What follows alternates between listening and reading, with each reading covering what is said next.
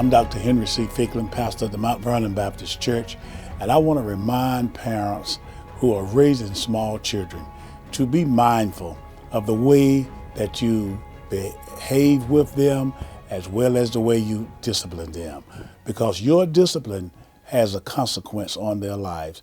I want you to listen to this young man who has spent most of his adult life behind bars, and it all stems from something that happened while he was a young child.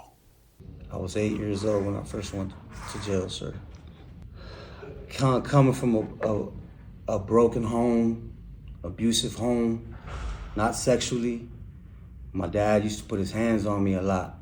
So what happens to a little dog when you kick on it for a long time? It gets scared, it balls up.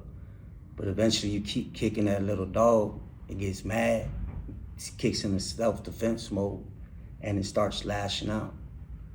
That's how I put my life in one avenue, is that I was just a mad, lost little pup lashing out from being abused. My brother was born around 7.5 years old. It was always about me, my dad, and my mom. He came into the picture, and it's like they put me to the side. I felt like my mom and my dad was taken from me. I was passed around from family member to family member. Nobody could get through to me. I cussed, I disrespected all my family members. They would hit me.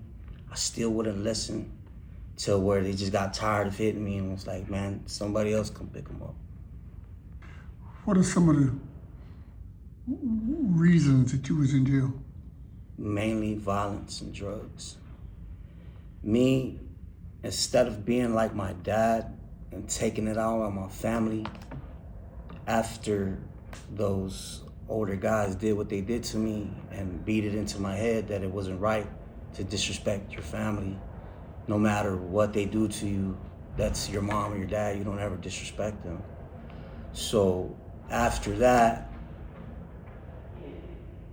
I started lashing out on more people, and I caught attempted murder for some guys that tried to murder me out there in Carolina.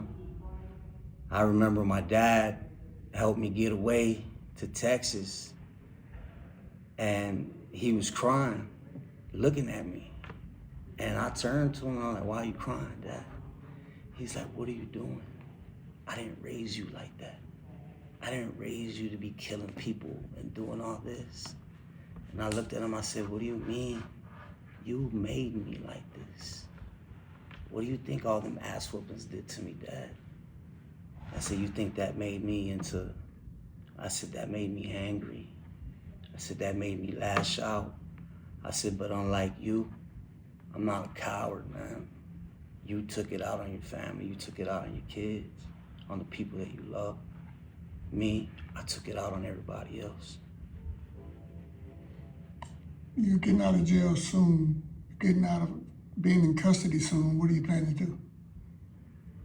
I plan to go to school, get certified in a few things, to open up some shops, barbershops, nail and hair salons. I want to open a small, like little plaza, but it's gonna start small first. But eventually, my 10-year goal is to have my own little plaza, either in Tallahassee or out here in Atlanta. What would you encourage some people that might be watching this to turn their life around?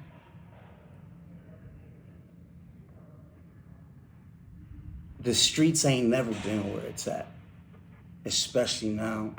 The culture is steady changing. The way people bringing up the kids is changing. There's no loyalty. There's no unity.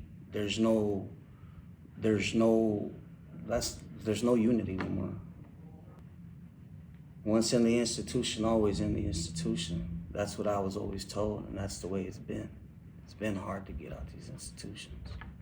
Now that you've seen what the consequences are of the discipline that this young man received while a young, tender, developing child, I want you to understand that what you do has consequences on children that you are raising. Frederick Douglass said, "It is better to raise strong children than to correct broken men." Think about it and move forward and do the best that you can. Sometimes you also, as parents, have to walk away.